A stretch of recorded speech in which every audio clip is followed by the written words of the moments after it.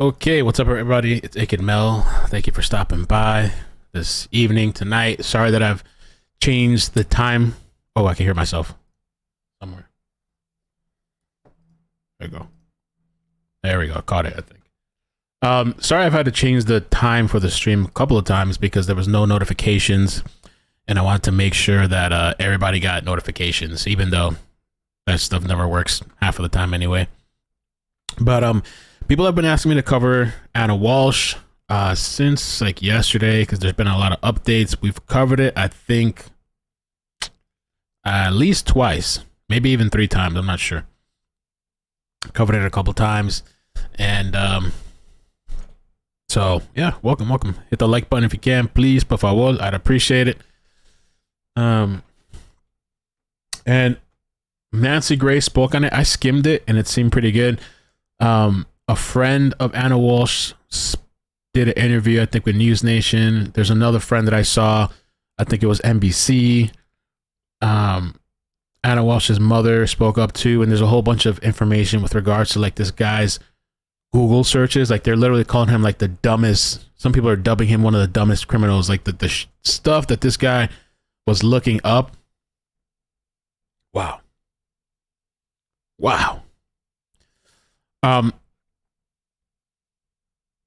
Let's start with this one here, Ashley Banfield, because I just thought she did a really good recap, and it looks like she's in person. When I saw this, I was like, oh snap, Ashley's out there. She's doing an Enton. You didn't get a notification?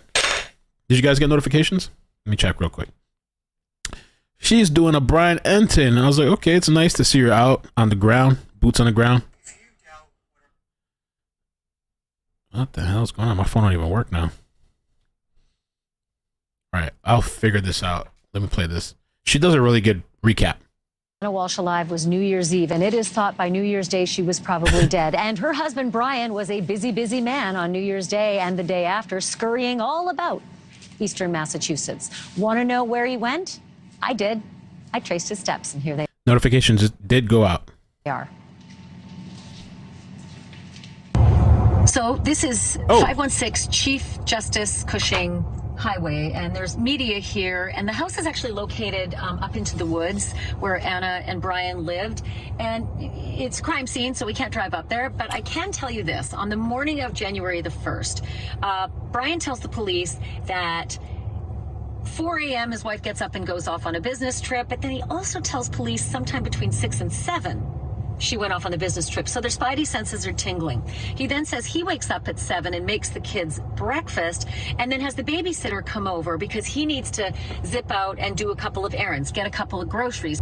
Just a few minutes down the road from Brian and Anna Walsh's house is the Shaw's supermarket, and this is where Brian told the police that he left the babysitter with the kids to come and get a couple of groceries, milk and orange juice.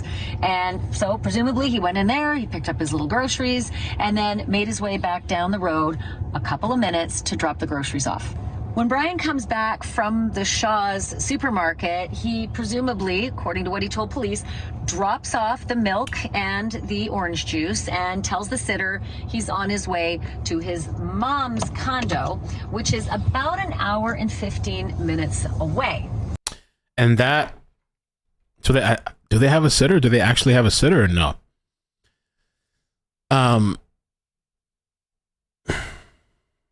In the mom's, I'm trying to remember correctly. The mother's house is where I thought they found something in the trash, or they were searching, because I thought that's the one. I don't remember if it's the one by the mother's or the one south that has the incinerator.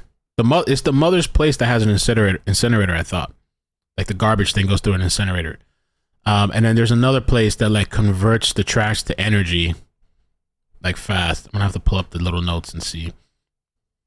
So here's the weird part. As we head towards there, he says he couldn't find his phone. And he said he got lost on the way to his mother's house. How you get lost at mama's house? And therefore, there's no way of tracking him regarding his GPS because he didn't take his phone, said he lost it. Also says he got lost on the way to his mom's house. How? Okay. How now, brown cow? bunch of BS. So the trip took him a half an hour longer, which is odd. And he says when he got to his mom's house, he actually stopped for 50. So let me answer this question too. Sorry to be pausing. Just give people a second to join and give a little bit of commentary. Joy, thank you for the super chat. Appreciate that. Thank you so much. So somebody was asking, saying, doesn't he have an ankle monitor? So that's one of the things that we've talked about multiple times, and I was wondering the same thing. And a friend of mine told me that like a lot of these ankle monitors don't actually have like a GPS. Like the way they work is like they have a barrier type of thing, and so they know when you leave the residence and when you come back. And they give you like a time allotted supposedly when you can leave and how long you can leave, but they don't actually track your whereabouts. And so he didn't have a GPS tracking device in his monitor. Minutes and then left and went out to run some errands for her at Whole Foods and CVS. Problem, no receipts at Whole Foods, no receipts at CVS, no video surveillance of Brian Walshe in either of those stores. Okay, so it's his story, he's sticking to it. He then says he brings those groceries back to his mom's condo, drops them off, and makes his way back to Cohasset. A couple of other problems here. Again, he doesn't have his phone, so we can't track the GPS there. But his phone pinged anyway in two communities called Abington and Brockton. In case you're wondering, Abington and Brockton are not on the way to Mom's house. Here's the other really interesting thing about Abington and Brockton. They're side by side, and, you know, overlapping right in the middle is a state park. And wouldn't you know it, in the middle of that state park is a water body called Cleveland Pond. So it is curious, was Brian Walshe scouting out locations on January 1st as to where he might be able to get rid of the body of his wife? So back at the home here at 516 Chief Justice Cushing Highway, at January 2nd, Brian wakes up and suddenly finds his cell phone. The cell phone he couldn't find the whole day before. Says that probably the kids were playing with it and hid it under a pillow. So now he's got his cell phone back on January 2nd and has the babysitter come back over and look after the two little kids so that he can take the 6-year-old to a juice bar for a chocolate shake. It's about a 20-minute drive from Brian's home to this Press Juice Bar in Norwell, Massachusetts. And this is presumably where he was coming to bring his son for the milkshake. Oh, damn. And she ordering too. So she's recapping. We've covered a lot of this stuff already, but it's nice she's giving us like visuals. I hadn't heard of the babysitter before though. And so that's interesting.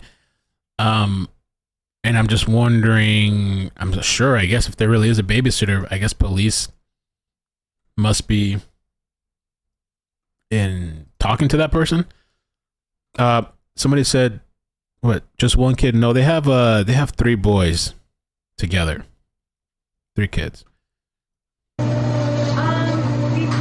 can kind of make one, like make chocolate pudding and whatever. Yeah. There's like a chocolate smoothie? Yeah. Okay, so there you go. It is possible to make a chocolate smoothie, but driving 20 minutes for it's interesting. Brian did say to the police that this was the only place he went that day. Problem is, police said they have a whole lot of evidence that said that's not true, that he had another stop he was about to make right after this one. Is this the Home Depot? Yep. It is a 9-minute drive from the juice bar to this Home Depot in Rockland, Massachusetts. And this was not on his approved list of places he could go. And he certainly didn't tell them that he came to this Home Depot. But they say that he actually made a couple of pretty significant purchases. Here's what's on the list: Tyvek tarps, buckets, drop cloths, cleaning supplies, and various kinds of tape.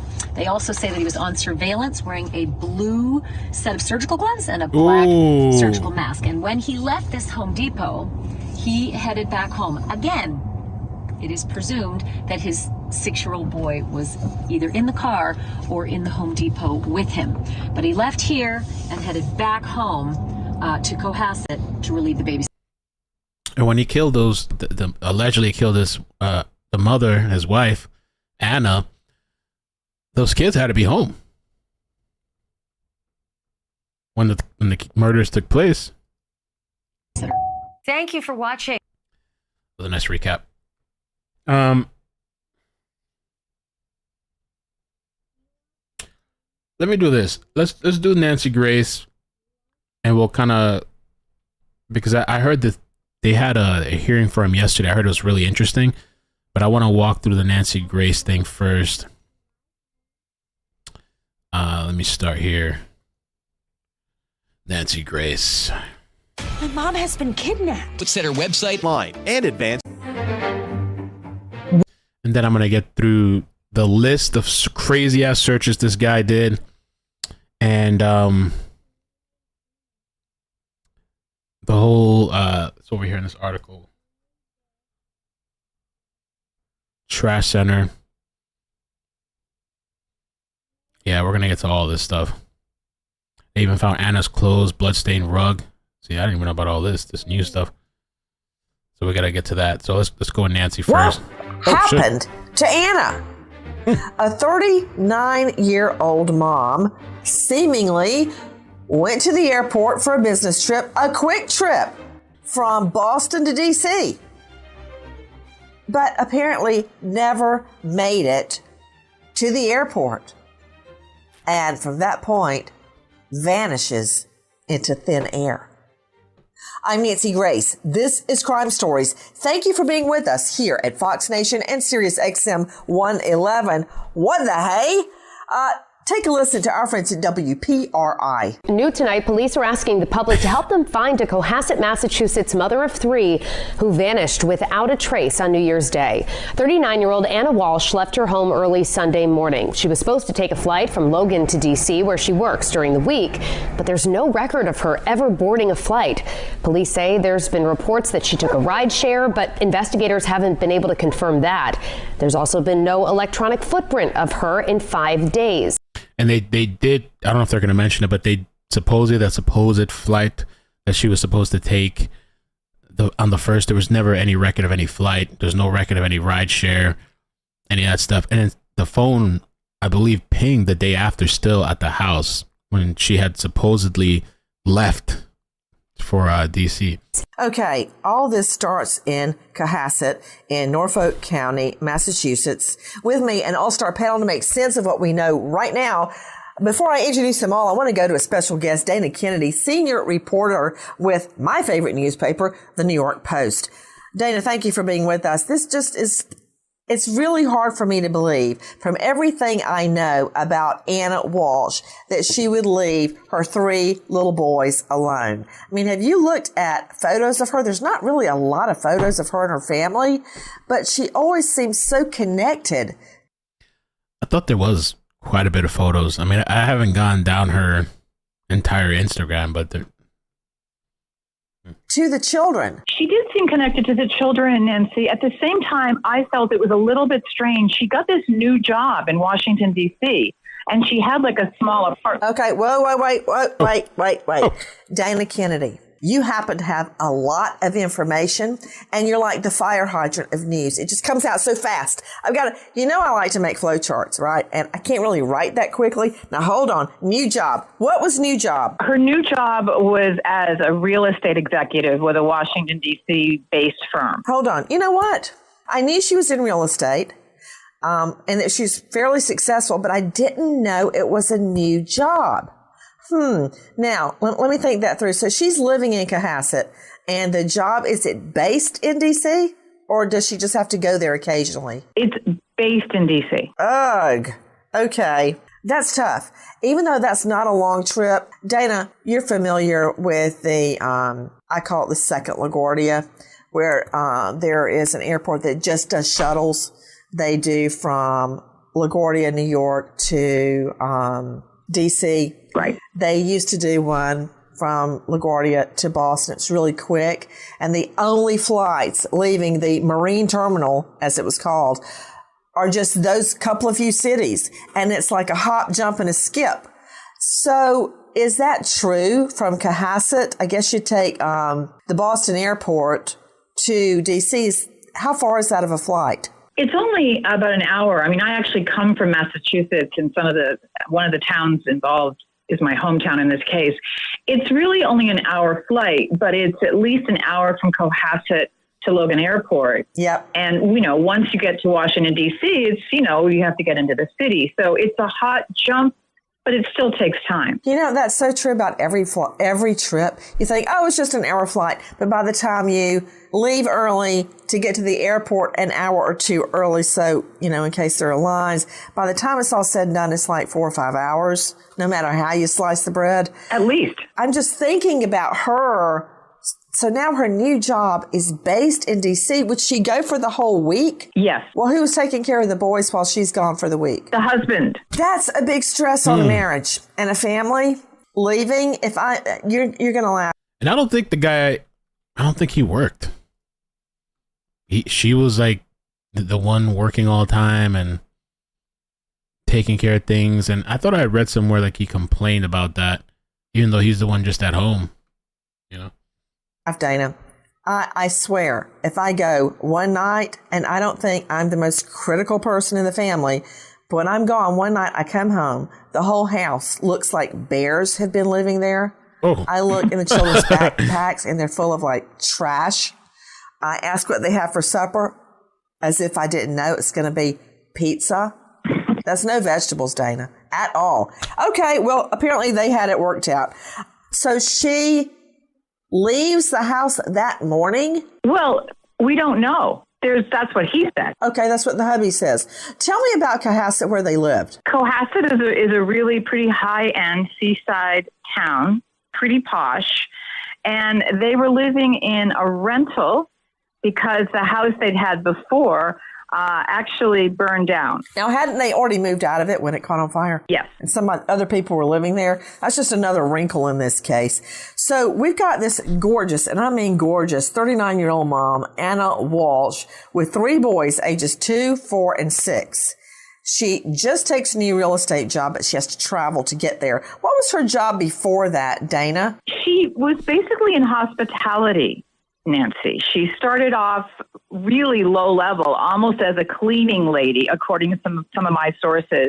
However, she graduated pretty quickly to hotels, like hotels in Western Massachusetts and around that area. Can I tell you something? Everybody on the panel, and Dr. Bethany Marshall is going to love this. Also with me, in addition to Dana Kennedy, senior reporter with New York Post. And it's a real honor to have you, Dana. Dr. Bethany Marshall joining me, psychoanalyst out of Beverly Hills at drbethanymarshall.com and star of Bling Empire on Netflix. Dr. Bethany, I tracked down a friend of Anna's, and this is how he met her. He and his son would often visit the grandmother, his mother, in Boston. And at that time, Anna, for years, was working at a high-end hotel in Boston, and that is where Frank and his son Henry would always stay.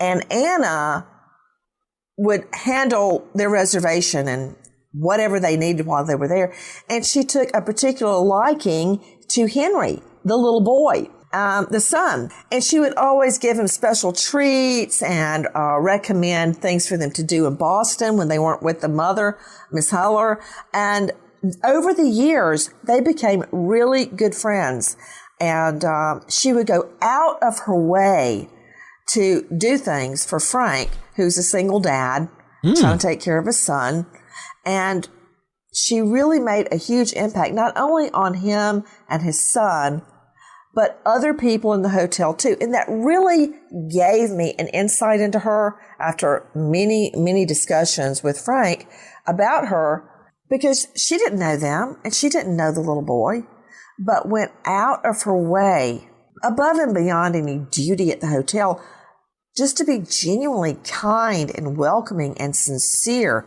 to people she didn't even know, Dr. Bethany. Nancy, this is so profound what you're sharing, because she started in 2015 as a recent immigrant, as Dana said, cleaning rooms.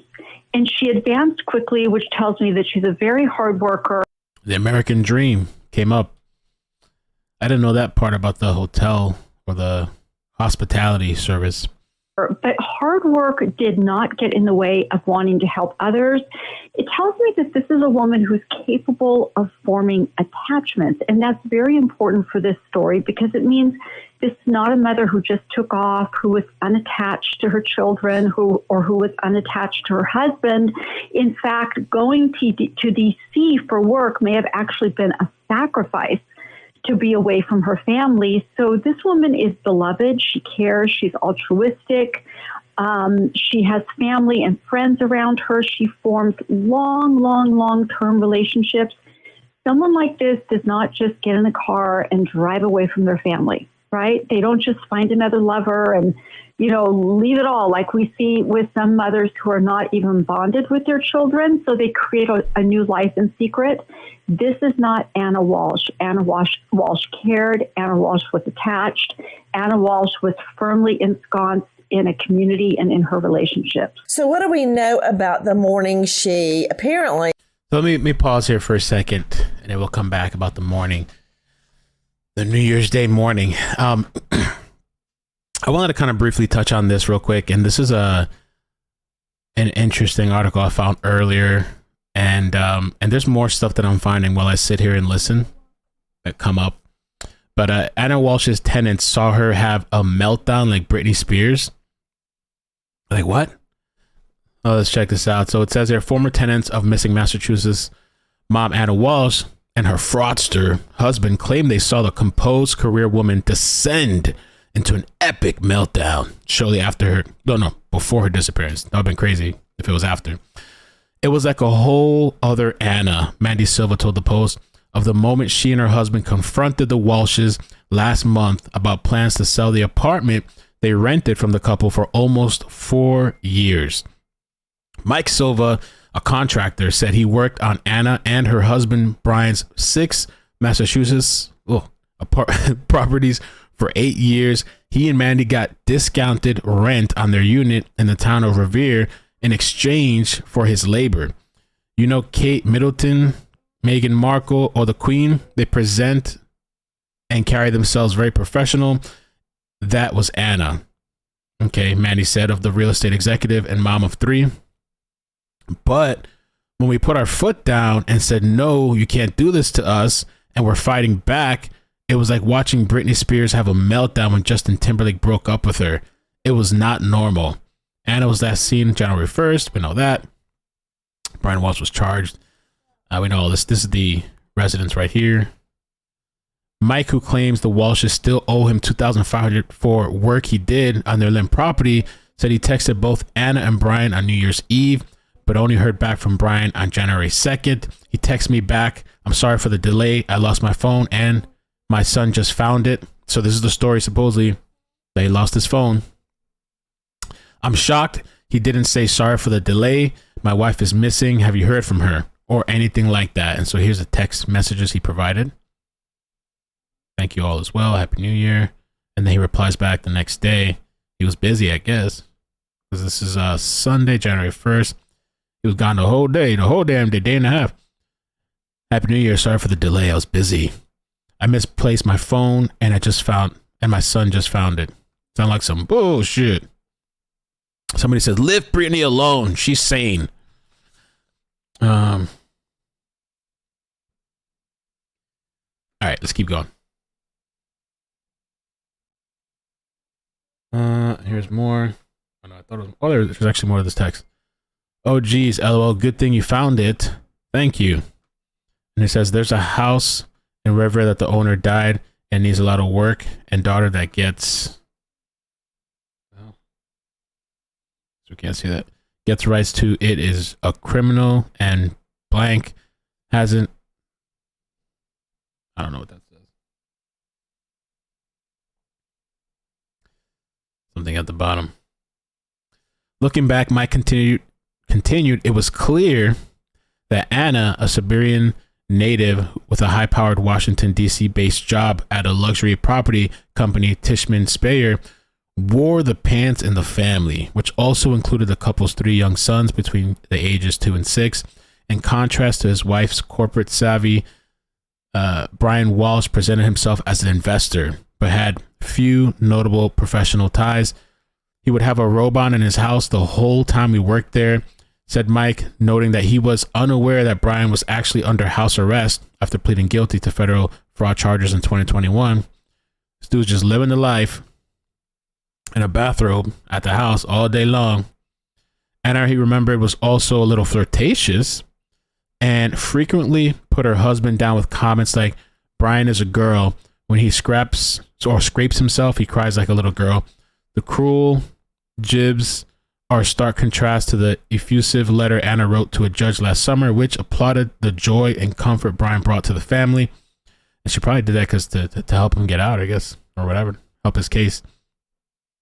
The Silva's recollections of the Walshes come as a search for Anna takes an increasingly desperate turn. Earlier this week, investigators found grisly items, noting a hatchet, a hacksaw, and a rug at a trash transport an hour from the family's home.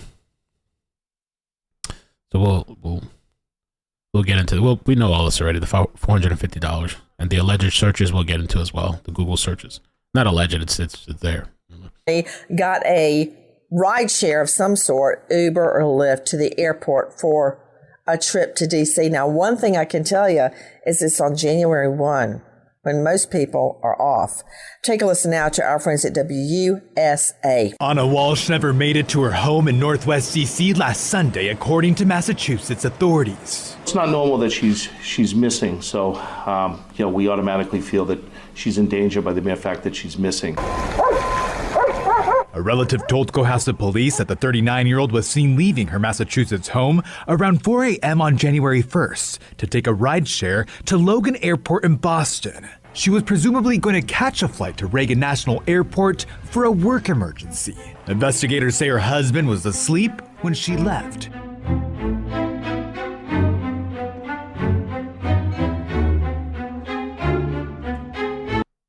There's to fix it. Trip or a week. Wall Street Journal took its in 170 post on New Year's Eve, December 31.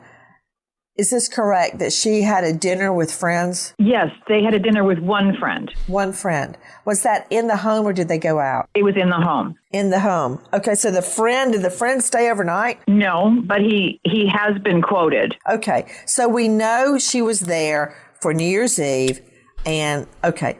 Just wanted to back up just a little bit to confirm the timeline. Take a listen to more from WUSA. 3 days after she was seen leaving her home with bags in hand, Walshe was reported missing. We cannot confirm that she actually got into a rideshare in Cohasset.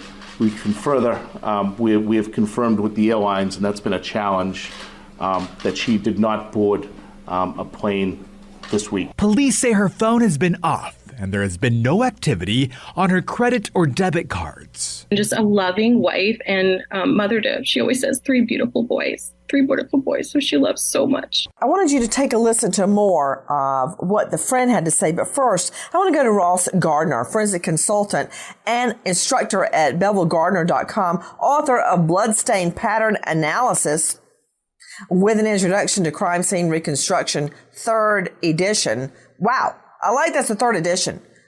That means you've got 3 books that you have revised about crime scene reconstruction, and I could talk to you about bloodstain pattern analysis all day long. Ross Gardner, you're a forensic consultant. Let me ask you this very quickly, if you could put it in a nutshell for everybody that hasn't had to do it. How do you confirm whether someone caught a rideshare from a certain address, and how do you confirm forensically, if you're investigating the case, whether someone took a flight out of Cohasset or out of Boston?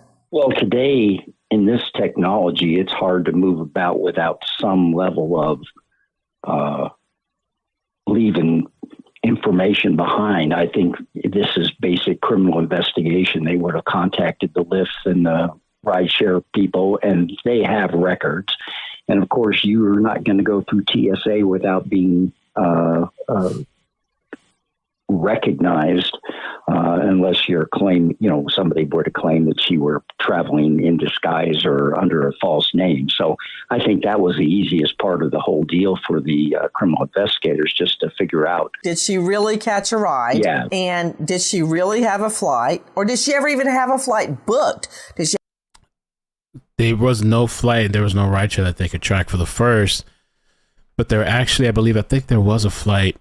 I don't know if I don't remember correctly if it was for the 3rd or the 4th. It might have been for the 4th. It was an actual flight for the 4th that she, I guess she didn't take. Have a flight booked that she didn't catch, or did she not even have a flight booked? You know what this is reminding me of? To Dana Kennedy, New York Post. This name's going to go down in infamy forever. Caitlin Armstrong. Hey, Sid, while you're sitting there twiddling your thumbs, could you just please, when is Caitlin Armstrong's case going to trial? Do they even have a trial date? Remember her, Dana Kennedy? We talked about her. She was the glam yoga instructor that is accused of murdering her boyfriend's extra girlfriend, Mariah. Remember her? Mariah Wilson, who was a world-class dirt and mud biker who was in town for a competition. And the boyfriend got together with Mariah, for the afternoon. And the next thing you know, she's dead, shot dead in the bathroom. Remember how they finally traced her and found her in, I think, Costa Rica? Was exactly the way Ross Gardner just described.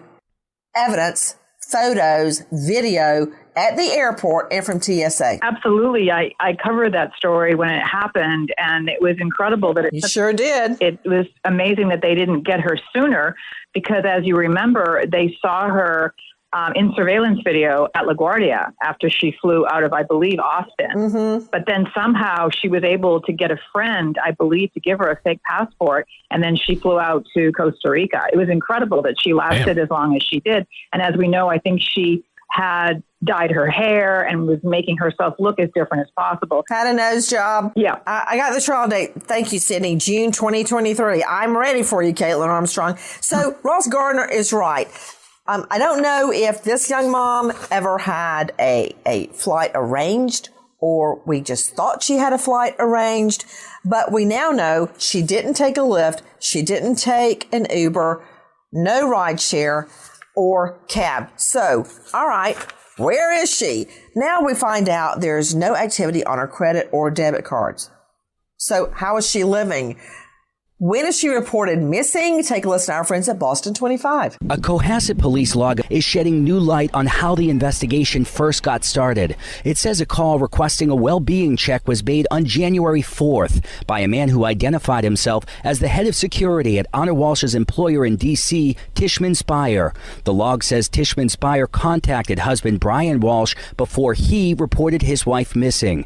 It explains that he told police Anna left for D.C. and he hadn't heard from her since. According to the log, Anna's phone last pinged on January 2nd at 3:14 a.m. in Cohasset and hit the tower on Reservoir Road in Cohasset, less than a mile from the family's home. Okay, all of that was interesting to me. But Dana, and hey, don't worry, Philip Holloway, I'm getting to you. Philip Holloway with me, high-profile lawyer, founder of the Holloway Law Group in Cobb County, radio host, legal analyst, WSB, host of Sworn, a true crime podcast.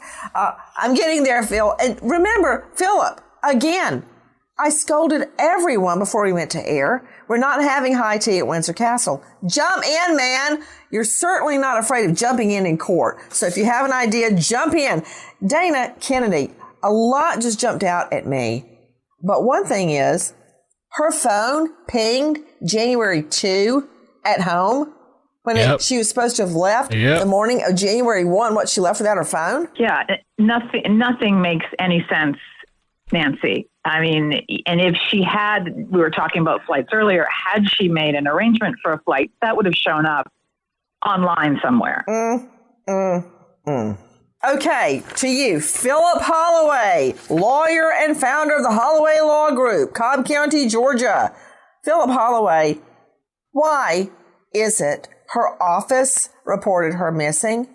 Shouldn't the husband have reported her missing? Well, look, anybody who cares about her should have reported her missing. But look, I think this does make perfectly good sense. Man, I like you. Hey, if my husband ever goes missing, remind me, hire Philip Holloway. Of course, he can't go missing because I've got him on Life 360. I've got him on this and on that.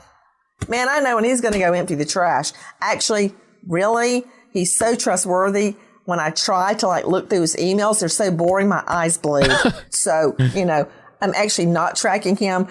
That said, go ahead, Philip Holloway. Well, look, I think this whole thing does make perfectly good sense because the picture that's being painted here by the circumstantial evidence. All I said is he didn't report her missing, man. Yeah, this could be the most powerful type of evidence in court.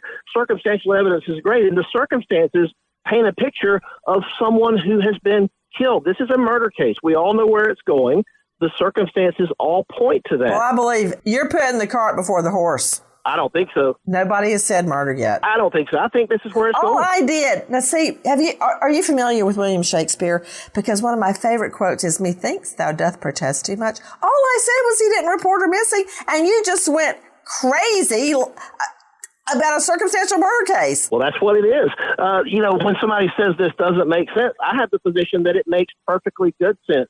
Once you understand that this is a murder case, it starts to make sense. Everything that we know and everything that's happened fits perfectly into that paradigm. Why didn't he report her missing, Philip Holloway? Because he's afraid of going to prison. Okay, well, that's certainly one way of putting it. Now, we have a little, let's just say, inconsistency in the facts. Take a listen to WBZ. WBZ has obtained and verified audio of a voicemail left by Mr. Walshe for one of Anna's friends. The friend lives in Washington, D.C., where Anna works, and tells us the voicemail was left on Wednesday.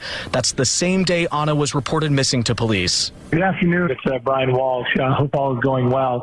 I was just reaching out to basically everybody I could. Anna hasn't been in touch for a few days. Do you know anyone that might have had contact with her? Calling everyone. So sorry to bother you. Sure, everything's fine. Okay, no offense to this guy calling people, but Dana Kennedy, did it sound a little bit like he was reading a script to you? It sounded a bit like he was reading a script, and also he was completely nonchalant. I mean, in this day and age... Hey, it was really calm. They said, was that the third or the fourth? Hey, have you seen my wife? Just leaving a voicemail. When someone's out of touch for 2 days, you'd be in a total panic. You'd be calling every cop. You'd be doing everything possible. You're so right. Dr. Bethany Marshall, I've told you this story before, but I don't think everybody knows the story. Let me just tell this real quick. David, my husband, travels a lot for his job. Oh, God. And typically when he touches down, he'll text me. And that's great. I don't need to talk to him. I just like to know he's safe. Well, Bethany, Dr. Bethany, one time he got to Florida and he texted, I made it and I'm going to go do this, and this, and then I'll end up at the hotel, around 9:00. Well, you know what? I never heard from him again. And I could just imagine him getting run over in the parking lot. What was he doing? Or some nut hitting me in the head, or I didn't know what I was thinking. My coworker Dee and I stayed up till 4:00 that night, calling hospitals. Finally, he got back and he said he fell asleep. Watch. I got the manager to go and knock on his door with much, much strong arming, and he was in there and had come home early and fallen asleep. You could hear the TV in the background. He's like totally knocked out. But I was so upset. I was calling every hospital in the area. I didn't know where his business appointments were, so I was trying outlying hospitals. I know I sounded like a crazy person. I was convinced something had happened to him. I just sure as heck didn't sound like I was reading a script. No, exactly. That's what you just took the words right out of my mouth. Compare his response with yours. He had what we call in my field trite, rehearsed, and stereotyped speech. That's what we put in reports when we're analyzing a patient who's sort of hollow and empty and not believable. Also somebody who has very little original thinking. So they spout off or they repeat what they have read somewhere or what they hear other people saying. I hear you. Let's hear that again, Sydney. Could you play that one more time where we hear Brian Walshe? WBZ has obtained and verified audio of a voicemail left by Mr. Walshe for one of Anna's friends. The friend lives in Washington, D.C., where Anna works, and tells us the voicemail was left on Wednesday. That's the same day Anna was reported missing to police. Good afternoon. It's Brian Walshe. I hope all is going well. I was just reaching out to basically everybody I could. Anna hasn't been in touch for a few days. Do you know anyone that might have had contact with her? Calling everyone. So sorry to bother you. sure everything's fine. Okay, so now, guys, take a listen to what police are saying. This is from WUSA. Walshe's friends and family have been cooperating with detectives. The real estate executive would spend her work weeks in the district and weekends with her family in her Massachusetts home, where local and state officials have broadened their search. Anna Walshe is described as a 5'2" woman weighing 115 pounds. She has brown hair and brown eyes and speaks with an Eastern European accent, according to police. For now, police say there is no sign of foul play. No evidence of foul play. Well, maybe this will jog the police into action. A fire erupts. Well, we know all this stuff already, too. I mean, this came out two days ago. But we know about the fire, and I mean, we're kind of way past a lot of this stuff already. Kinds of foul play. You know, look, not reporting her missing for a couple of days in and of itself is problematic. And when you add it to all the other pieces of circumstantial evidence, such as leaving the house to buy cleaning supplies and the internet searches and finding the items in the basement. So not only do we have a fire breaking out at their former home, the picture becomes more bleak. Take a Which they said is unrelated to listen to fire. our friends at WBTS. More bags being brought out of the Cohasset home where missing mom Anna Walshe and her family live, just a day after investigators said they wrapped up their search for evidence there. Evidence that included the discovery of blood and a bloody knife in the basement. New video obtained by NBC 10 Boston shows Brian Walshe just one day after his wife was last seen on security cameras at Press Juice Bar in Norwell. Meanwhile, the NBC 10 investigators have learned a hacksaw and bloody towels were found during the search of the transfer station in Peabody and the dumpsters at the Swampscott apartment complex where Brian Walsh's mother lives. To Dana Kennedy, joining us from the New York Post. I guess that changed the course of the investigation. What evidence has been found so far and where? I think there's some confusion about that. Early on, the investigators went north of Boston to a place called Peabody, to a transfer station there. Peabody. They found some material that initially was called evidence or remains, and I don't think it's been specifically outlined at all yet. I don't think they found like a... All right, let's jump into it from here. Let's get to the new hearing, because we already know all this stuff. But they're going to outline... Let me pull up the full... Because I've seen... There's short snippets, but I want to see the whole thing. Yo quiero ver la cosa entero. It's right here. Right. Mr. Walsh. What's the... Oh, shoot. It's the... January 2023 with assault and to beat Anna Walshe with intent to murder that person. They're also charged with interring of her body, did without lawful authority, Ooh. did willfully dig up or remove human remains. Not guilty, pleas will be entered. Do you understand those charges, Mr. Walsh? I do. We'll hear from the Commonwealth. Yes, thank you, Your Honor. We're not contesting bail or probable cause, so we would ask that he be released. Thank you, Ms. Minor, but I have to satisfy myself with probable cause. Thank you. Thank you, Your Honor. Lynn Beeland for the Commonwealth is missing. She was due to report to work on January 4th, but did not appear. She had a flight on January 3rd. The defendant said he had not spoken to his wife since the early morning hours on New Year's Day. Cohasset police were granted permission to ping Anna's phone to locate her or her phone. Anna's phone indicated that it was stationary in the area of the Cohasset house on New Year's Eve until 3:14 a.m. on January 2nd. There were no outgoing calls made at that time, and at 3:14 a.m. on the 2nd, it was turned off. Defendant stated Anna should have been wearing a dress, a black jacket, hunter boots, watch, ring, as well as carrying a Prada purse. Defendant gave a time of 6 or 6:10 a.m. on the 1st when he last saw her. What I'd like to do now is just describe his actions on the days from January 1st. Defendant indicated on January 1st that at 3 p.m. he did some errands, then went to his mother's house in Swampscott, but got lost because he didn't have his phone. He said he knew it was lost when he saw the pirate ship on Route 1. Defendant stayed 15 minutes, then went to Whole Foods and CVS. Surveillance was checked, and he did not enter. Look at him shaking his head. You surprised? Who did it? At 1:21 p.m., was it better to throw crime scene clothes away or wash them? Those were on the January 1st. There was also information gained from the defendant's phone, which showed on January 2nd he was at Home Goods in Norwell, where he purchased 3 rugs. There were also more Google searches. Information gained from the defendant's phone, which showed on January 2nd he was at Home Goods in Norwell, where he purchased 3 rugs. There were also more Google searches on January 2nd. At 12:45 p.m., hacksaw best tool to dismember.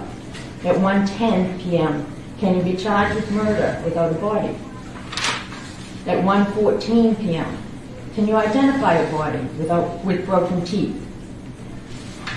On January 2nd, following those, the defendant was seen on surveillance at the Home Depot in Rockland.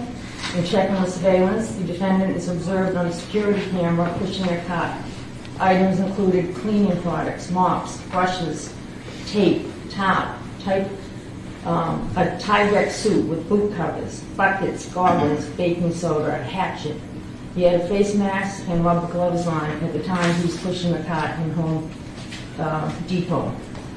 At 5:32, he was seen at the Derby Street in Hingham, now removing the gloves and the mask. Data from his phone also tracked his whereabouts on January 3rd. Locations. You know, and I've had this conversation. I know it's very different, vastly different, but it seems like they got a lot more on this guy that's being accused of murdering one woman, you know, publicly, that's being released, versus Brian Kohlberger. I mean, I'm sure they got a lot, but like these people are just, and I guess maybe because it's high profile. I mean, this is kind of high profile too, I guess. But it seems like they got a lot more on this shit. Whole gang of shit. Were traveled at 4:27 on January 3rd to an apartment complex in Abington. Surveillance shows the defendant's Volvo, as well as a male giving the defendant's appearance, exit a car near the dumpster. He walks to the dumpster carrying garbage bags. He's leaning, and it appears to be heavy as he has to heft it into the dumpster. Wow. He walks to the dumpster with the garbage bag and leaves it. On 4:48, he hit another complex in Abington, and at 5:10 p.m., cell phone shows records at another apartment in Brockton. Video shows a party consistent with his appearance and his Volvo. Again, he discarded items in the dumpster. On January 3rd, that same day, at 1:02 p.m., he did some more Google searches. What happens to hair on a dead body? At 1:13 p.m., what is the rate of decomposition of a body found in a plastic bag compared to on a surface in the woods? At 1:20 p.m., can baking soda mask or make a body smell good? On January 4th, the following day, the defendant went to Home Goods in TJ Maxx. He purchased towels as well as bath mats and men's clothing. At 4:15 that day, on the 4th, he went to Lowe's where he purchased squeegees and a trash can. On January 4th, when Cohasset police went to the house on the well-being check, officers observed his Volvo with seats down and a plastic liner in the back of the car. The next day, a view of the Volvo showed his seats folded down, floor mats with some dirt, and the carpet appeared to show fresh vacuum streaks. When asked about the liner, the defendant said he threw in the trash. Chemists later analyzed the car, and there was present blood in the car. On January 5th, review of the data from defendant's phone showed his phone traveled at 8 a.m. first to his daycare and then to Swampscott, where his mother resides. The phone traveled to the complex where his mother lives at 9:30 a.m., went for about 5 minutes around the building to the southeast corner. In the southeast corner of that complex is where there was a dumpster. The dumpster was later, as part of the investigation, police checked for activity on honest credit cards, banks, flights, trains. There was no activity since she was last seen on January 1st. Police also tried to track down what happened to the bags that the defendant was seen throwing in the dumpster earlier. This was over in Abington. These bags and what was in them were already picked up and taken to a location for shredding and being incinerated. By the time police located that, they were already destroyed. However, investigators did secure and search the dumpsters from defendant's mother's complex in Swampscott. It was searched at a transfer station in Peabody. Investigators recovered 10 trash bags. Inside the trash bags, many of these items contained stains consistent with blood, in fact a lot. Among the items secured were towels, rags, slippers, tape, Tyvek suit, gloves, cleaning agents, carpets, rugs, hunter boots, Prada purse, a COVID-19 vaccine card in the name of Anna Walshe, a hacksaw, a hatchet, and some cutting shears. The purse and boots were described as what Anna was last seen in. A portion of the rug was heavily stained with red-brown stains. The substance was consistent with also having baking soda on it. There was a portion of a necklace consistent with one that Anna had been seen wearing in photos. The State Crime Lab performed testing on certain selected items that were recovered from those trash bags. There was human blood found on them, and then they were sent for DNA testing. The findings are as follows. On the slippers in the interior, Anna and Brian Walshe were contributors to the DNA on those slippers which had blood on them. On the exterior, Anna and Brian Walshe contributed to the DNA found on those slippers. The Tyvek suit. On the interior cuffs, Anna and Brian Walshe contributed to the DNA that was left on them. On the exterior left pant leg, Anna Walshe contributed to the DNA. On the interior right sleeve, Anna Walshe was a contributor to the DNA that was found on the Tyvek suit. There was tissues which found that Anna Walshe contributed to the DNA. There was one other earlier Google search, which would be of note. On December 27th, defendant Googled, what's the best state to divorce from the end? Rather than divorce, it was believed that Brian Walshe dismembered Anna Walshe and discarded her body. The bags were later discarded in Swampscott and contained Anna's property and the items used to clean up, as well as the DNA that was left behind. The Commonwealth is asking that the defendant be held without bail for the murder of his wife. Thank you, Ms. Peter. We should be heard at all. No, Your Honor, thank you. All right. Defendant will be held without bail pending indictment. Can we have a date for probable cause, or please deal in the reserved time for the grand jury? Not at this time, but I will. Your Honor, we have a date of February 7th already for the misleading police. I think it's 9. Oh, February 9th, I apologize. If we want to put it on for status on that day. And that's by Zoom, Your Honor, correct? By Zoom. Yes, Do you want a status date or probable cause date? Status date is fine. Okay. February 9th for status, please. Thank you. Thank you, Your Honor. So, sir, you're held without bail until February 9th, 2023 for a status date. We're all set. Thank you. Wow. If you really need to.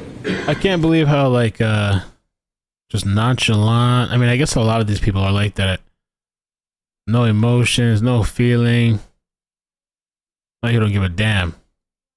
How can you stand there with a straight face after doing all that and then them listing all this stuff that they have? Wow. I wonder when this guy shakes his head.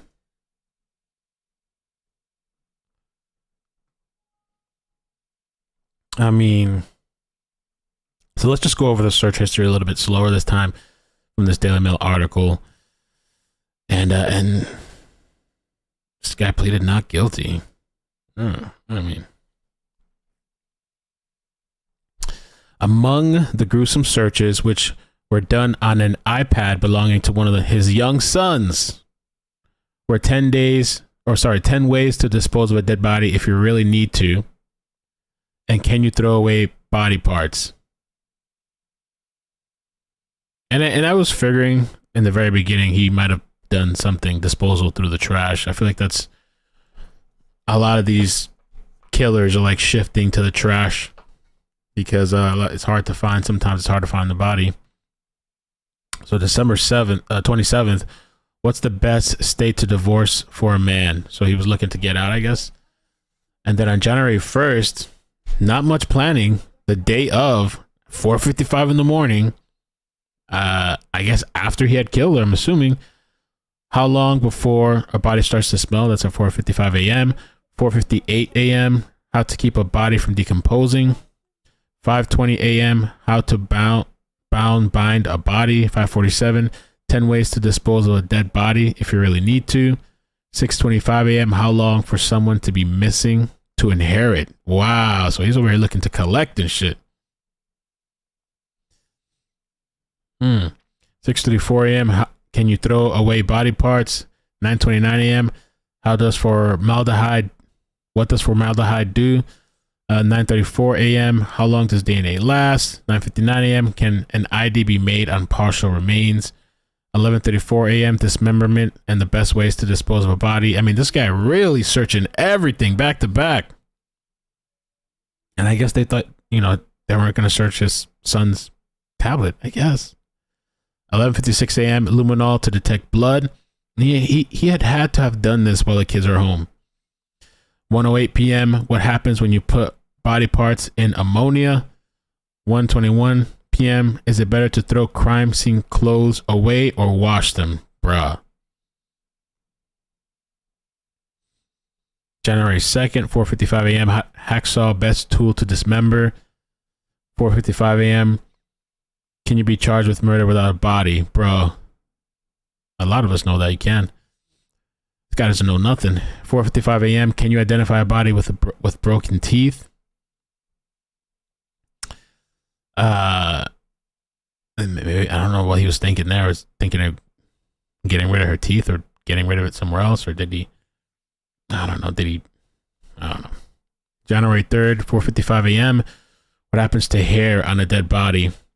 4:55 a.m. What is the rate of decomposition of a body found in a plastic bag compared to on a surface in the woods?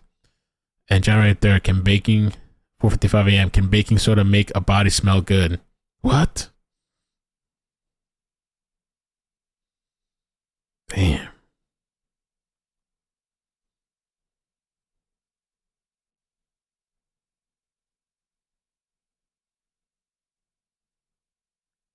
Take a look at this after too. Incredible, man. Where were the young children while daddy was doing this? Probably upstairs watching cartoons, probably. Or sleeping or whatever, yeah.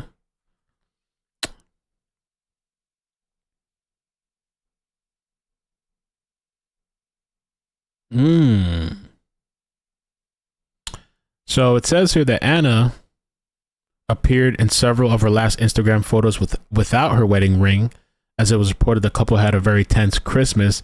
2 weeks before her disappearance, the Mama 3 posed with Paul Wharton, a British gin and entrepreneur, at his book signing in Washington, D.C.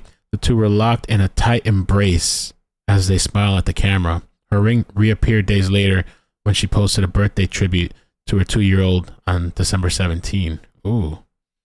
She was also seen without her ring in a few posts that were 4 to 7 months before her disappearance. Walshe had visited her mother in Belgrade, Serbia in November, and her mother said she did not mention anything bad toward her husband at the time. In addition to her ring's disappearance, the couple's living arrangements had led to tensions right before the holidays, as the couple had been living apart due to their jobs, a friend told the Boston Globe.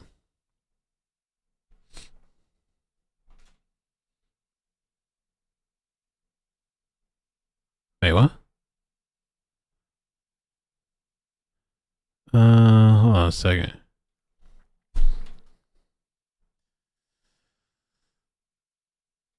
This is Paul Wharton here? Oh, damn. I thought that was oh, okay. All right, so this is no. Okay. Kids.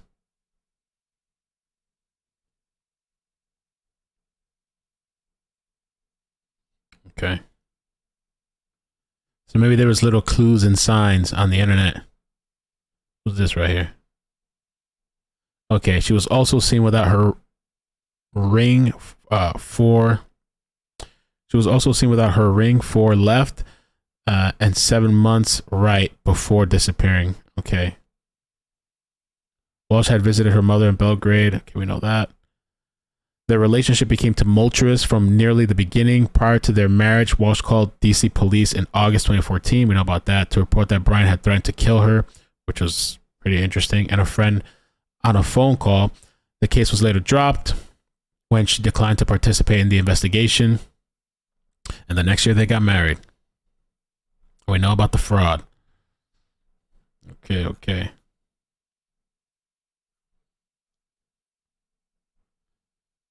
Up until recently, I've never had any doubt that she was completely in love with the man, her friend Bojan. Oh, we got to take a look at the interview too. Serbia told the outlet the two had known each other since elementary school, and she didn't notice much of a change in her recent months.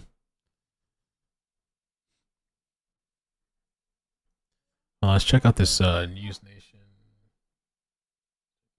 So successful and wonderful and loving from everything people have said about her. And he was absolutely not, from actual court records of prior crimes and family members who said he was a sociopath. What do you think drew them to each other, and why would Anna be with someone like that? It is very hard to say. The thing is, I actually never met Brian, and I saw Anna on several occasions, and she was always without him. And whenever we wanted to speak about the family, the only thing she would speak about would be her children. My friends, they would ask, and how's your husband? She says, well, let's talk about the children. So it's very hard to say. Maybe she was private.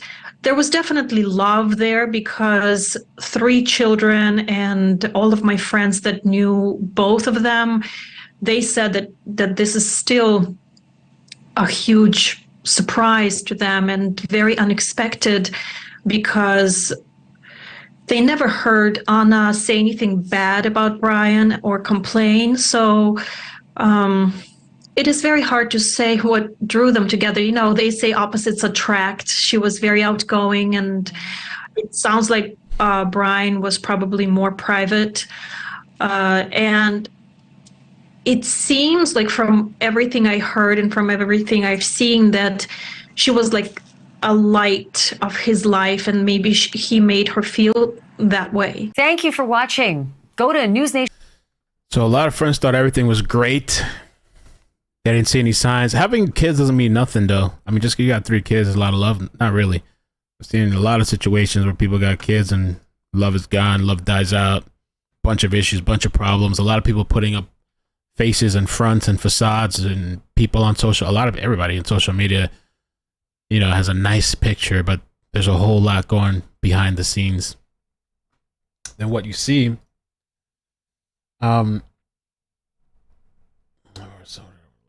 Oh yeah, I wanted to show you guys this too. So this is another friend of Anna. Something is not right. Friend of Anna Walshe distraught over mother's disappearance. What is their future? Authorities left Anna and Brian Walsh's home today around 3, wrapping up. I guess none of the friends knew, and so the tenant says, well, the tenant claimed there was like a meltdown.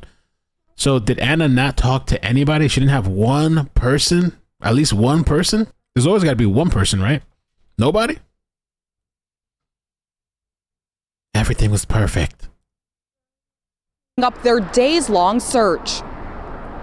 What is their future going to be? Anna and Brian Walsh's 3 young boys in DCF custody. Their mother has been missing for more than a week, and their father is being held on $500,000 bail. That's one of my concerns, is like, what about the children? Starting out as her employee, then evolving into a friend, Stephen Fleury watched over Anna's 2, 4, and 6-year-olds while she supported her husband in court, facing federal charges for selling fake paintings. Fleury describes Anna as fiercely loyal and knew something was wrong when he heard she went missing. So there is no way, once I was told that, I was like, there's no way Anna would abandon her children or her job. Immediately, I'm like, something is not right. Fleury says he met Brian Walshe on a few occasions and never knew of any issues between the couple. To my knowledge, there wasn't any signs that there was issue in their marriage. But days before Anna Walshe went missing, her mother, who if something happens to me, my friends probably got a list. I mean, and they'll tell you the timestamps, the dates, everything. Like it's not gonna be like this mysterious shit. Wow, like no, never said nothing. You know, I mean, I'm not trying to come down on the woman or anything like that, but I'm just surprised that like, and maybe that's the thing. Maybe some people they're going through stuff and it's not even just because for some people, I guess it's not even just the social media face, but even their friends. Everything has to be a facade, like or just like this perfect image. So maybe even your friends, maybe even your mother, maybe like your whatever. You want everybody to think like everything's just great, perfect, living this lavish life. I don't know. That's the only thing I can think of is maybe she didn't want people around her knowing either. I mean, I have some friends too that like are going through some serious shit. And if something happens one day, I could tell the cops, yo, she told me this, she told me that, this motherfucker's crazy. You know, like all this stuff he's done. I don't know. Or maybe there is somebody, but they're not speaking up. Maybe they're just talking to police and they're deciding not to speak up. You know? I mean, the police have so much evidence. Shit. I mean, they really don't even need somebody to say anything. lives in Serbia, says she texted her, "Please, mama, come tomorrow." In an interview, she says it means that clearly there must have been some problems. Friends of Anna's are distraught and devastated by her disappearance and can't help but worry her young boys won't ever get the chance to make more memories with their mother. What the mothers have done, how much of a wonderful person she is. State prosecutors say investigators found a bloody knife inside the basement of the home. No word yet on what else they have found. We're live tonight in Cohasset. Danae Bucci, WCVB. I'm sorry, Diggs sent a 8-month membership. Thank you for the membership, Diggs, and the support. She says, "We will have it solved before the warrant is issued. We got you." I could tell you, it's not with me. Somehow, it's not going to be, unless it's a completely random person, it's not going to be like this mysterious thing that nobody knew. But you know, this is me from a guy's perspective. Everybody's different. I mean, it looked like she had to keep up a lot of appearances. I was trying to remember what I wanted to show you next. Okay, hold on. I just saw this. I wanted to see if it's an actual interview that we get to see. I wish these news outlets, I get that they have TV programming, so they put out 30 seconds of a 10-15 minute interview, but at least release it in the article at the bottom somewhere, a link or something that we can watch the actual interview instead of these sound bites.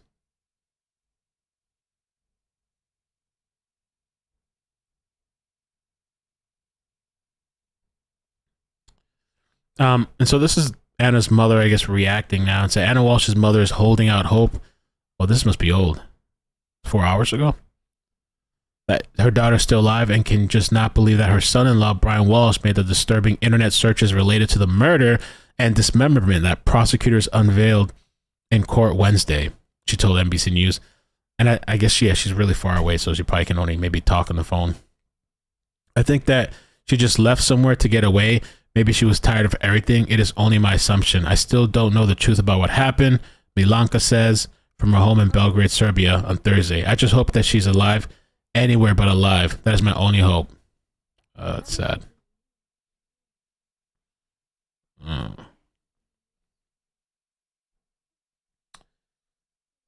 And so the other thing that was interesting, I wanted to point this out too, because it was a little hard to hear when the lady was speaking in the courtroom. And so investigators recovered trash bags at Brian Walsh's mom's apartment complex containing a hatchet, woman's clothing, and a COVID-19 vaccination card with Anna Walsh's name on it, prosecutors alleged. They have so much. This guy it's not even about being smart. This guy lacks like common sense. Just common sense. And this guy, I mean, to me, you know, when I was talking to my friend off the record, I was like, this guy's a slob. He's a slob.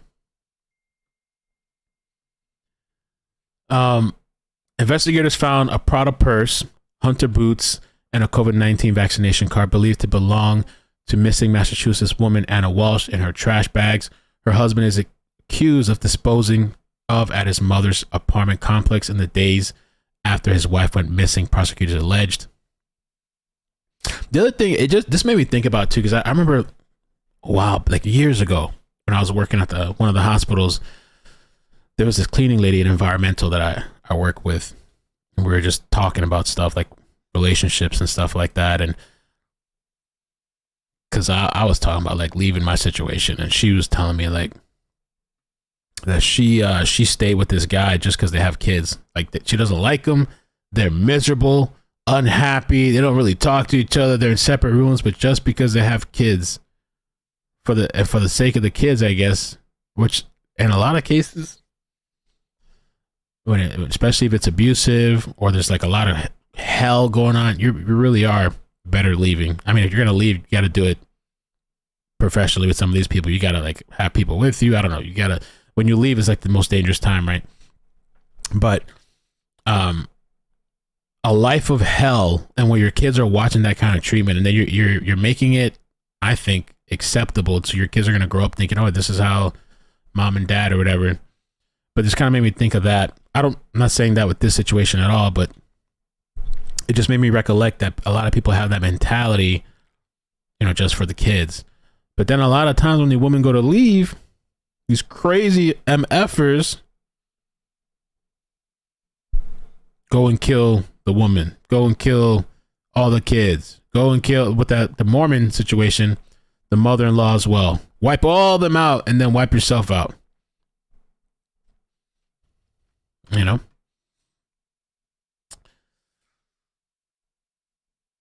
So Anna Walshe is still missing, which, you know, I don't know that they're gonna find her. I mean, they have enough for sure.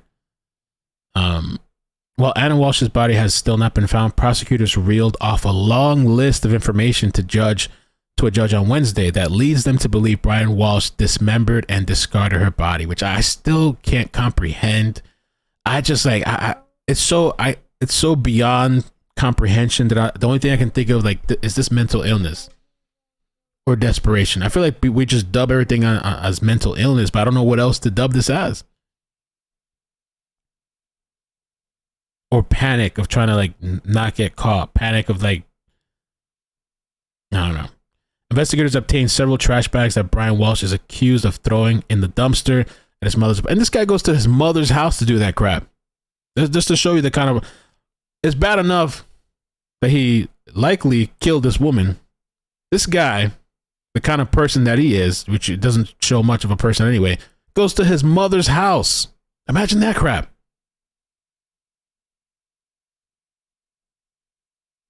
He's accused of throwing the several trash bags. I think they even said he was on video in the apartment. I don't know if it was that one that was on video. Prosecutors said items in the 10 recovered trash bags were covered in dark stains that looked like blood.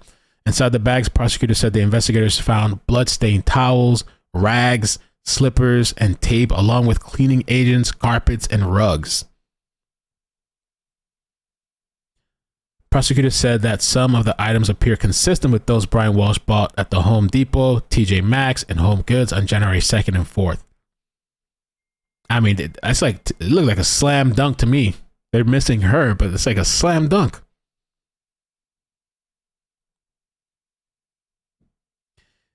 He might as well have just left his phone on when we had turned it off for that bit of time. DNA blood testing on the items was consistent with Anna and Brian Walsh's DNA, prosecutors said. Prosecutors said Brian Walshe didn't formally report his wife missing until police showed up at the family's rented home in Cohasset on January 4th to conduct a welfare check after Anna Walsh's Washington, D.C. based employer said she didn't show up for work. At the time, police observed a Volvo in the driveway with the seats down in the back, covered in plastic liner. So, I guess he put her or whatever there in the back, possibly. Walsh told investigators that he last saw his wife on the morning of January 1st when she took an Uber or a Lyft to the airport to travel from DC to work, but prosecutors said no Ubers or Lyft came through the house in the time frame Walsh mentioned. And they shared the internet searches, which we just went over.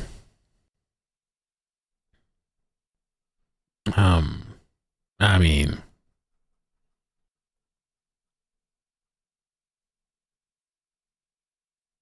damn, bro. We covered this. We got the mother. Oh, here. Exclusive interview. Oh, let's check this out. Anna is alive, or do y'all believe Anna is dead now that you know what you know? 1 in a million chance that Anna is driven, and how she's independent. She would find a way to reach out to people if something would happen to her. It's unfortunately looks dim and dark. Friends of the missing Massachusetts mother losing hope as the search for Anna Walsh enters its second week. Brian Yennis is live with the latest in the family's hometown of Cohasset, Massachusetts. Brian, good morning. Mike, good morning. Cohasset police logs reveal that the head of security of Anna Walsh's employer in Washington, D.C. called on January 4th to alert police that she did not show up for work and that her husband, Brian Walsh, had not yet filed a missing persons report. Remember, this is now 3 days after she was last seen at her Massachusetts home. Brian is in police custody, charged with misleading investigators into his whereabouts. Okay. That's all they got on there. So,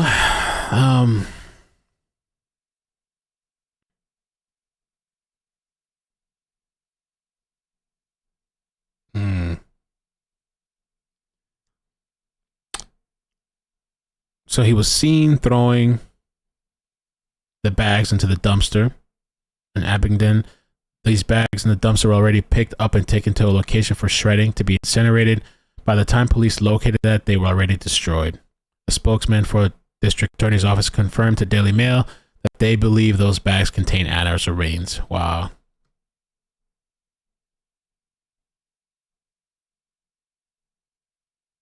Such a shame.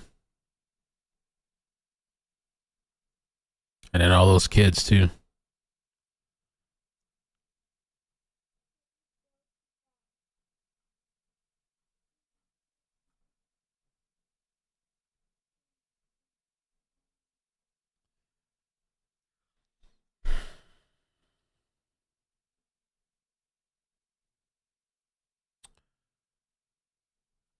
Yeah.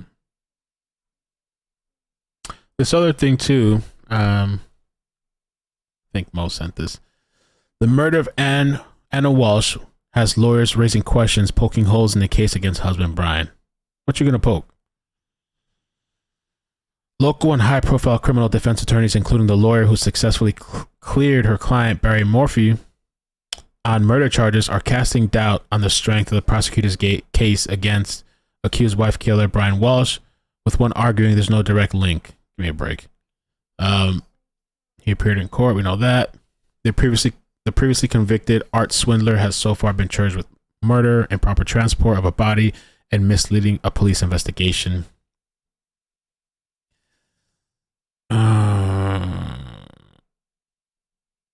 If I was a prosecutor, I'd have this guy dead to rights.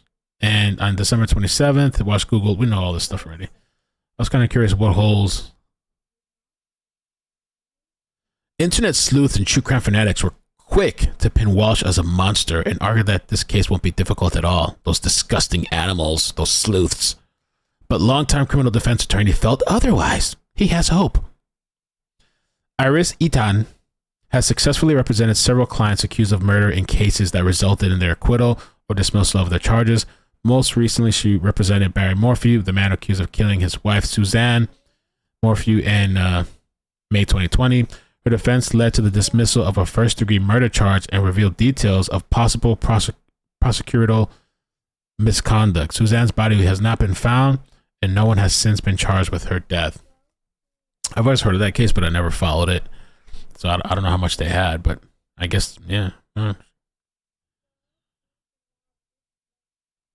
Speaking with Fox News, Etan argued that there were holes in the prosecutor's timeline and questions that need to be answered regarding what happened in the hours leading up to Walsh's disappearance and the subsequent events. Certainly, the defense and the public, we don't know any other than the 4 minutes. A prosecutor reading a 4 yellow piece paper with her handwriting, Eaton said. That's all we know. That's all you had to say? Was there anything else? Eaton pointed out to Walsh's argument that his wife was leaving for Massachusetts due 2 days early to handle a work emergency. She questioned the validity of the claim and said that's what needs to be answered. If I was a prosecutor, I'd have this guy dead to rights, she said by phone from Colorado. Doesn't anybody have a question like if this guy is so carefully plotting this? She added, why is he leaving a bloody knife in the basement? Is it because the bloody knife has nothing to do with this, with her disappearance? Yeah, right. She added, there's things that just don't even add up at this point in time.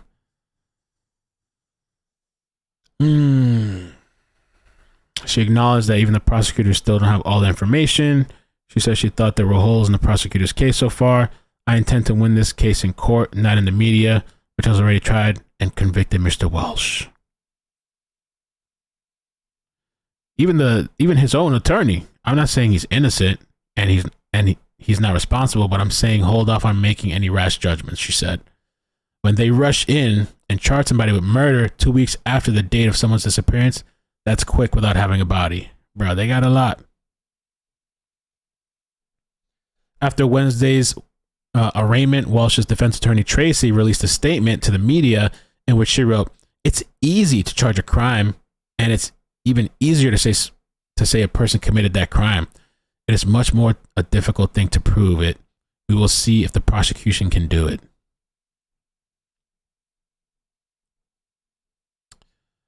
Okay. Minor, a longtime high-profile defense attorney herself, said she would not comment regarding the allegations because she planned to try this in the court. Okay. And not in the media.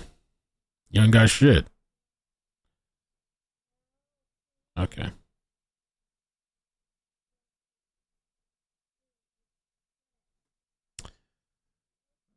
Okay.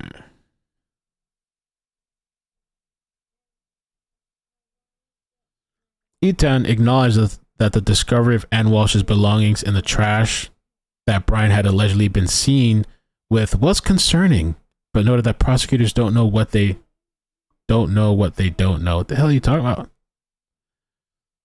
Criminal defense attorney Nate stressed that there's no direct link between Brian and the death of his wife. This is pure circumstantial.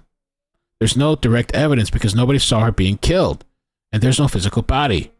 And there's no physical evidence other than some blood and some personal items. That's all. Yeah, the Google searches, they're a little bit problematic, but only if they actually become admissible at trial. You can bet she's going to fight hard on that, she said, or he said, referring to Minor. How do we know that it was Brian? Yeah, maybe it was a little child typing that in the little iPad. How to dismember and how to hacksaw and the best way to do it at those times in the morning, 3 or 4 in the morning. Yeah, that makes sense. That's the whole thing with this stuff. You got to prove it. And that's a problem. He referenced the allegations that a man who matched Walsh's description was with a garbage bag at the apartment complex in Abington, Massachusetts. Billion described how the man was carrying a garbage bag that appears to be heavy as he hauls it into the dumpster. But Amendola questioned the certainty behind whether Walsh was indeed the person seen on footage. He also questioned how prosecutors can prove the contents of the bags, considering those were the ones later incinerated. These people are like delusional, bro.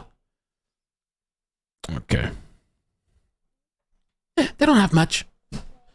Bro, they listed a gang of shit. I mean, you guys can sit there with this bullshit on this article, I guess, so you can get your name in the article. Bruh. They got a gang of stuff. And this is just the stuff that they're putting out now. Who knows what else they got?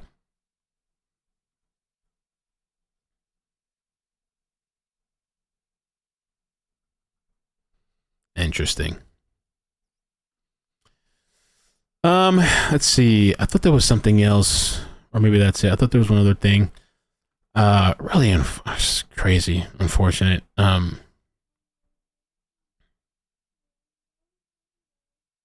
former Massachusetts attorney. Maybe we can listen to this. 3 minutes long. 1 day ago. So let's bring in attorney Martha Coakley of Counsel Foley Hogue LLP, former Massachusetts Attorney General, of course. Thank you so much for being here. So the big question, how will the lack of finding Anna Walsh, finding her body, impact this case? So, Ben and Erica, thanks. You Not know, much. there is a hole right now in this case in what we do know. In other words, how was Anna Walsh killed? We believe it's a homicide. The DA believes it's a homicide, but what they will have to prove is a first-degree murder, premeditation and intent, or second-degree, or a manslaughter. And what we know from those emails, those texts, those inquiries that he did, you know, this seems like a guy who panicked after something happened after New Year's Eve. We know she's alive and well at 1:30. They're with the neighbor. And then by early morning on January 1st, he's doing this research about how he can get rid of a body. That's different from how do I kill my wife? And remember, on the 27th of December, he's looking at divorce. So you could see a situation where they get into a fight, something happens. And the fact that he has dismembered this body and gotten rid of it doesn't really go to showing that he murdered her. They may well have other information. They can tie this together with circumstantial evidence, but that still is a piece that they will have to prove in court if they want a first-degree murder verdict. So it is quite a turn, as you point out, that they were allegedly with this friend till 1:30 in the morning on New Year's Eve and then early New Year's Day morning. And then he's, starts commencing these Google searches at 4 or 5 o'clock in the morning. And I agree with her too. It seems like a panic thing. Like I don't know, maybe this guy had a fit of rage. He's already unhappy or whatever's going on. We don't know what's going on, but maybe he finally snapped and just messy as hell. Then he's trying to figure out what to do. A couple of hours later. So the question for you, Martha, what happens now from the prosecution standpoint? Will they take what they have to a grand jury and say, you decide what kind of murder charge should come out of this? Was it premeditated? Was it not? What's the next step here for prosecution? So, Ben, that's exactly right. It is up to the grand jury, but of course, the district attorney and the witnesses who go in before the grand jury will be putting in meticulously all of that DNA evidence, what the matchup is with his DNA and hers, what they have, and what they can piece together circumstantially about what may have happened in that 4 or 5 hours between the time he starts doing his searches online and when we know she was alive. But the grand jury will decide if there's probable cause to indict, and they will also decide first, second degree, or manslaughter, depending upon the evidence they have. And so this case is not done yet, and no one should jump to any conclusions at this time until the indictments are returned and, in fact, this defendant goes to trial. And quickly, Martha, because we're just about out of time. I've jumped to conclusions. No, of course he has his day in court, but come on. Of course he got a day in court. How long does that process take until we get that? The only thing, at first, what I'm saying, trying to be objective and stuff like that, I guess, is this guy's a little swindler, a scammer, a little grimy, a gremlin, somebody that's just shadowy, just low to the ground, bottom feeder, just kind of scummy. And so the only thing I was thinking, I don't know, maybe was somebody trying to get payback on him. I was thinking that at first, when I was talking with somebody about that,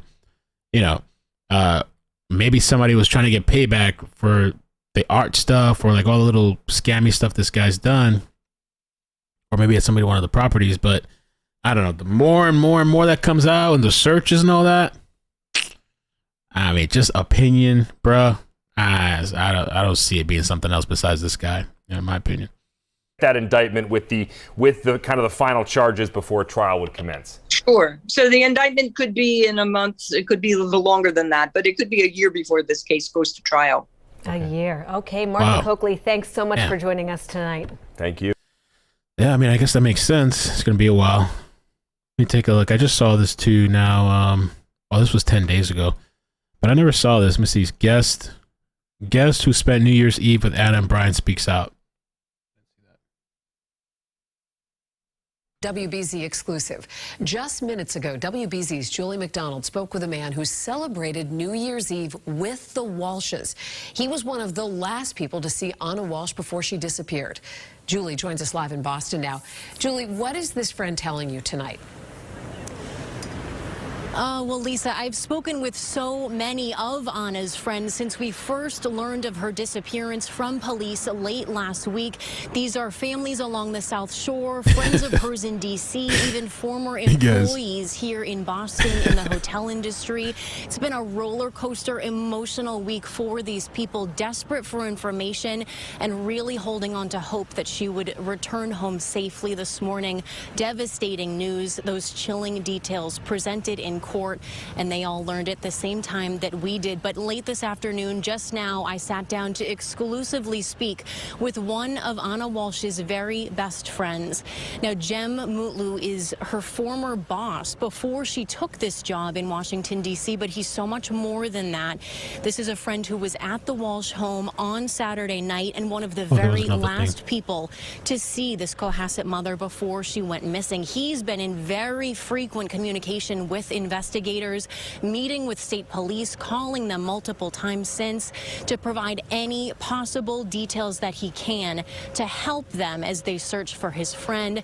But he described for me how everything seemed as it always was Saturday night, celebrating the new year together. Brian had cooked an elaborate. And I think, so is this the same guy right here? Because this is one of the articles that I meant to show you guys as well. We got one more thing to go through before we head out. And they're talking about let's take a look. We'll continue, but I just want to show you the face. Let's compare. I think that's the same guy. I think this is, yeah. Let me go full screen. Exclusive unearthed photos show happy and playful Anna Walsh posing with her former real estate boss and friend, the last person to see her alive after spending New Year's Eve together with the accused killer. So we're going to get this. Oh, okay, here's the picture. We're going to listen to the interview first, and then we'll read a little bit about this article. I mean, it could just be work stuff. I don't know. But he was at the party, or whatever it was. He was the last one to see them. He was the guest. Did the fight start over something like that? Meal for us, and we hugged and celebrated and toasted and just what you do over New Year's, and there was a lot of looking forward to the new year. Like there was no indication of anything other than celebrating the new year, like problems on hold, whatever life's problems were. And life always gives us matters and problems and things to deal with, right? That just always is.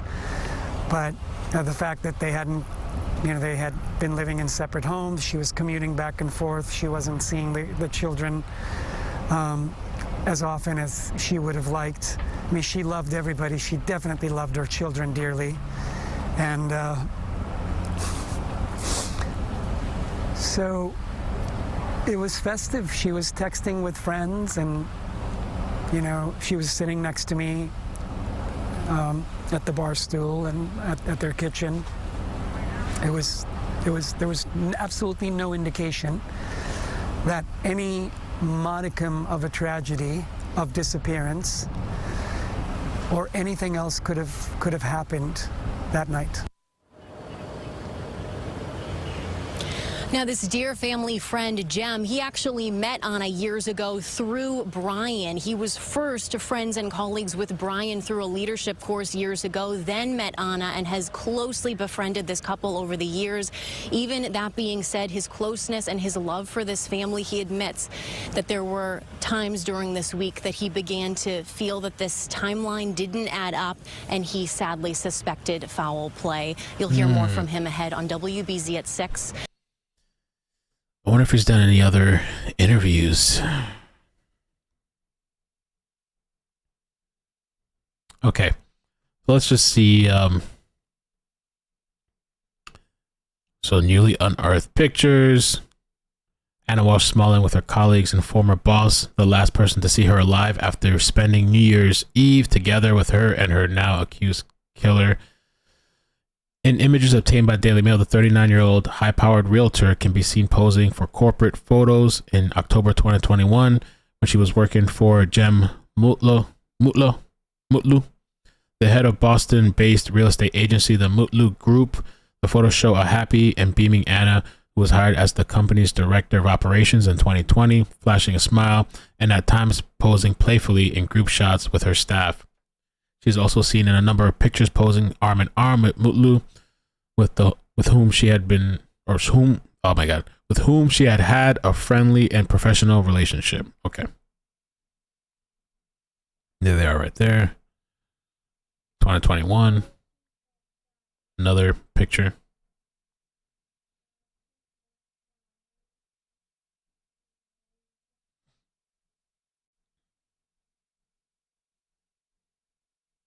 Okay.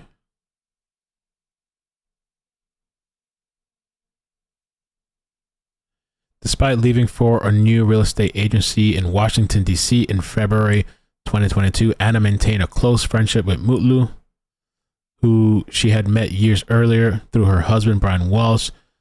Serbian native Anna moved to the United States from her home city of Belgrade in 2005 and had worked in the hotel business before switching to real estate in 2020. She was initially based in Washington, D.C., where she had an executive role at the Willard Intercontinental Hotel.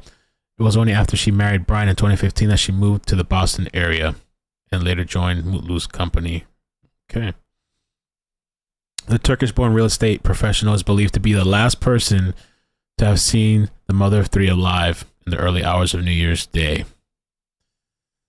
All right.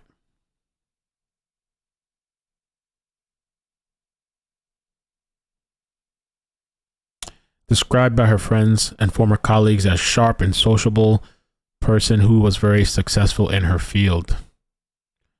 Very photogenic for sure. Okay. And this is the interview we just watched. Okay.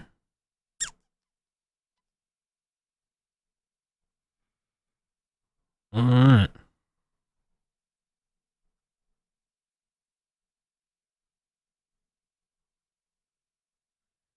Crazy, man.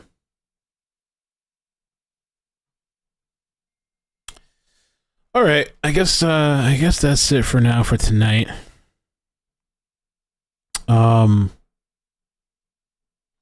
Appreciate you guys joining. I'll be back tomorrow. I don't think I'm coming tonight unless there's a chase. I think it's better just to let the notifications reset. And so I think I already have another one, but I'll leave it open in case there's some sort of chase tonight. I have one more open right now, but then I will actually, yeah, I have one available now, and then in 5 hours I'll have another one, so we can just let it reset. And then we'll see what tomorrow brings. I'm not really sure what I'm going to cover. Nancy Grace did do an episode on the affidavit, or the search warrant, but I feel like, I don't know, we're kind of moving on from that. So I don't know, maybe a new case. I was on Twitch earlier today, and we had a little bit of fun. I was on for like an hour. I already have another video that I'd like to watch with you guys on Twitch. Maybe I'll leave it for tomorrow again. I don't know. 2 videos, and there's actually something interesting that Diggs had sent me the other day that maybe we can do that tomorrow. The giveaway, I have to set the stream. It's going to be on the 28th. Saturday of January, 28th January. Make sure you check out the app, swag it, download the app. The link's pinned in the chat. It's in the description. It's going to be in the comment section after. I'm doing mornings with Mel there, so I'm posting daily morning videos, just what I'm doing for the day or what I'm thinking, life stuff, thoughts. I'm also posting some content on there as well, like regular content. So check me out on there. And yeah, I think that's it. You didn't finish the video with the interview. I did. That was it.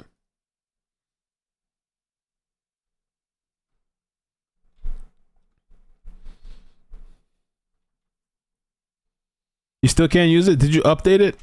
Perfect says you can't still use the app. Have you tried updating it? They came out with a new update, and I think it should have fixed that. Oh my god. Yo, Mayglove said, what about Don't F with Cats? I need to watch that. I was thinking the Data Seal sponsor, he keeps telling me like, yo, you gotta watch it. You gotta watch it. It's crazy, man. You just, it's graphic though with regards to animals. I'm debating on doing it as a Twitch thing instead of watching it by myself. Not a Twitch, sorry, I can't do that on Twitch. I'm debating on doing that as a Discord thing. I don't know, maybe a members thing. It depends. I don't know if it would fill up quick or not. And I think it's 3 episodes, right? I think it's 3 episodes, probably like an hour almost. So I don't know. I might do a Discord thing. Hoax said F cats. Discord made me hate cats. I was honestly in the admin chat yesterday, Hoax. I told these people like we should make a pets area because I like PupScan's pet area. And the first thing they told me is that, but it's gonna really annoy Hoax. So.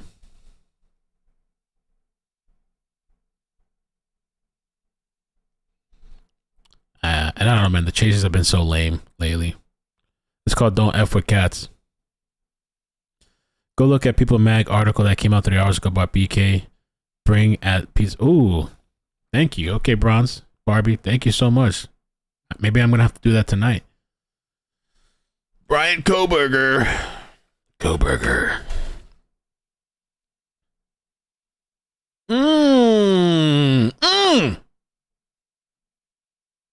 Oh, but it's from People Magazine. It's got to be fake. Fake news.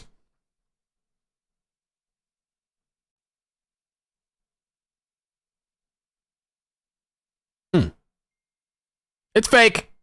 We don't believe it. These people believe all kinds of insane shit. They accuse all kinds of random people, but like when somebody like a legit article, they're like, you know, he visited the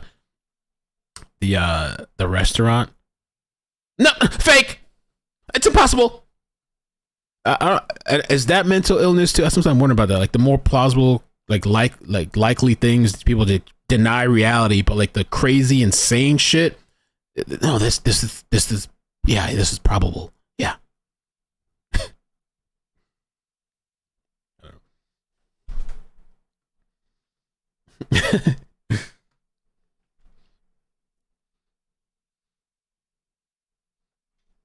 Oh shit, this said People Magazine kind of is. I've never seen them report anything bad.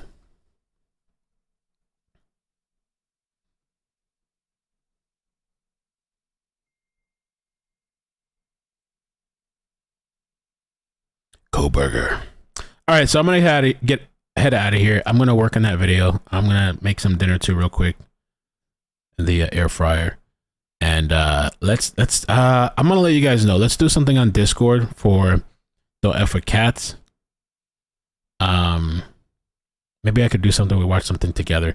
I don't know if should make that a members thing only, because I don't know if it's gonna fill up and then we're not gonna have space. I don't know. I'll figure it out. I'll see, but I'll let everybody on Discord know. All right. Have a good night. Love you guys. Peace. I might make a video tonight, a quick one. Bye. Love you. Bloop, bloop, bloop, bloop.